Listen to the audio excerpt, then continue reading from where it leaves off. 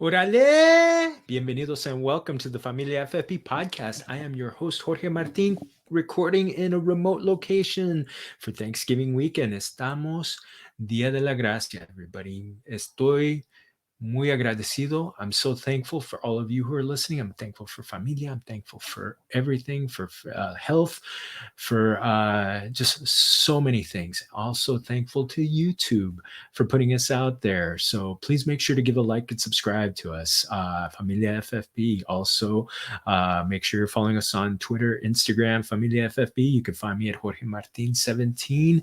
It is week 12, Familia. Los Peekups, te lo digo. I'm telling you, it's I must confess that I almost didn't record this show, almost didn't write a column for it not because I was feeling flojo, not because we were traveling yesterday and didn't give me enough time to really sink into this week, but really, I mean, the more I looked into this week, it just didn't look like there were a lot of options. It did not look like there was much stuff for you to pick up. I mean, it looks like you guys have been doing a good job out there with the waiver wires, because a lot of the good players have picked clean. But you know what? Dug a little deep. Vamos pegándole. Found a few players to pick up. So we're going to get into it in a little bit. But again, I just want to say thank you so much to everybody out there who's been watching, listening for the past year and a half, reading our content on familiaffb.com. Don't forget. And also just thankful so much to my wife, my daughters, my mother. Just thankful that everybody's happy and healthy and just doing well. And also for my big extended familia. Just so thankful. Sorry I can't see you this time, but I'm going to see you guys for Christmas. And so hey, what do you say? Let's get into it. Let's get into those Peekups for week 12. Vámonos, everybody. All right, streaming quarterback of the week. Mac. It's the Mac attack. This one was a tough one, Familia, because I looked around, and this is kind of where I was getting frustrated. But you know what? I kind of settled in on Mac Jones. He's rostered in 40% of leagues. He's going into what looks like it might be a tough matchup against the Tennessee Titans, but looking a little bit into the numbers and kind of seeing what Tennessee is, they do have a good pass rush, but again, the New England Patriots have a very good offensive line, and the Titans are number 30 against the quarterback. So they're giving up some yardage out there. Jones has 4 games with multiple TDs, and it's a home game for them. It's not looking like weather is an issue right now. Let's not get too ahead of ourselves. Let's keep an eye on this.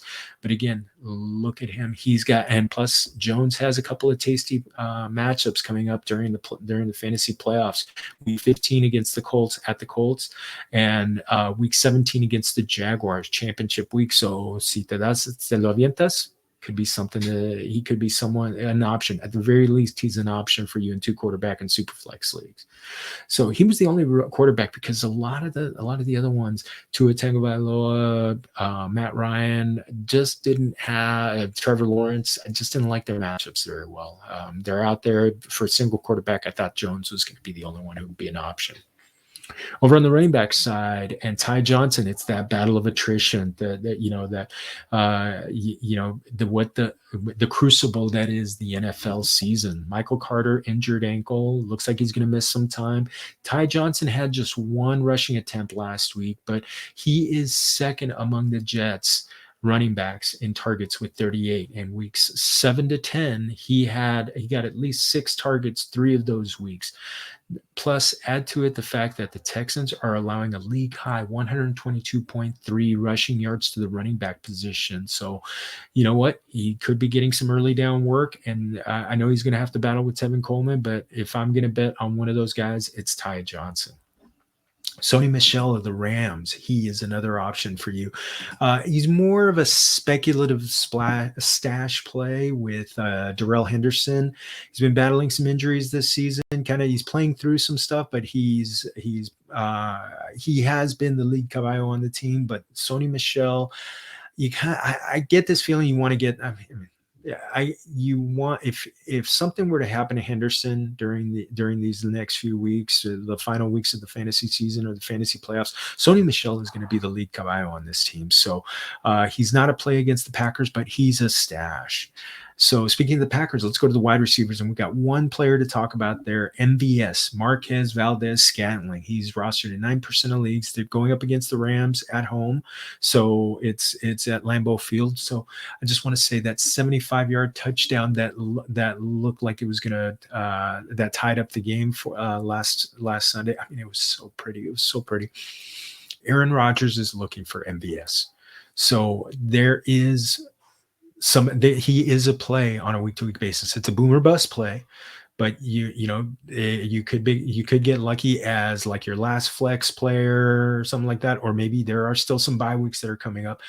You want to look at the fact that maybe MVS could be an option. I actually had him in a DFS lineup last week, and he with Adams, and he did pretty well. So that was a good one for me.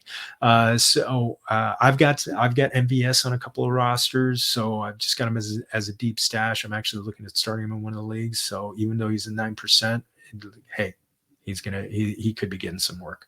Let's go over to the tight end side. Kind of surprising that we've got a couple of options still available to us. Dan Arnold, he's rostered in 41% of leagues, going up against the Atlanta Falcons. It's going to be a home game. So I recommended him last week. He got the big donut, but look at the 25 targets that he got the weeks before. And Hunter Henry just missed on a TD last week against the Falcons. And Mike Gesicki got 7 balls for 85 yards and a touchdown against them in week 7. So he is an option. See, por a lo mejor, he could be helping you out in this week. Cole Kmet at Detroit. Primo Nico, I'm sorry. Te lo siento mucho. Sorry for convincing you to play Kmet last week in DFS, but and he was a dud. But he had an 8% target rate last week, but he had 29 the previous game. So, and also keep in mind that Allen Robinson is likely to be out again this week. It's kind of tough to come back. He missed on this past Sunday.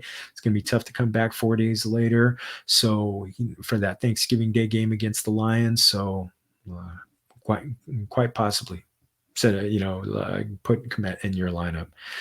Speaking of the Bears, streaming defense of the week, you got Chicago at Detroit. It's the Lions are going up again, are possibly putting up their third quarterback. Jared Goff is a maybe for this one.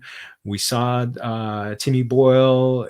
This one could be David Blau. It doesn't look good for them. And the Bears, even though they lost Khalil Mack, they got 6 sacks last week. And then the last time these two teams met, Jared Goff got sacked 4 times, and the Lions fumbled the ball twice, and that the Bears recovered. So you could be getting some points there. You never know. You could get a touchdown that way. So, but you know what? They could be helping themselves because it is Thanksgiving, so they might be getting some seconds. So quick show today. Eso es todo for our show. Again, thank you to YouTube. Please like and subscribe. Por favor, te lo merecemos. We would give so much thanks for you.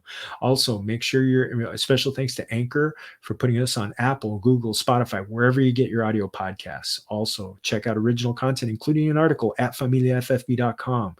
You got me at Jorge Martin 17 on Twitter. Also, Twitter, Instagram, Facebook. Go to Familia FFB.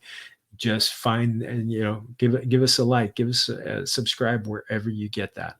Again, happy Thanksgiving. This probably won't be the last show that we do before Thanksgiving, but again, estamos dando gracias por ustedes todo el tiempo, because remember, todos somos familia.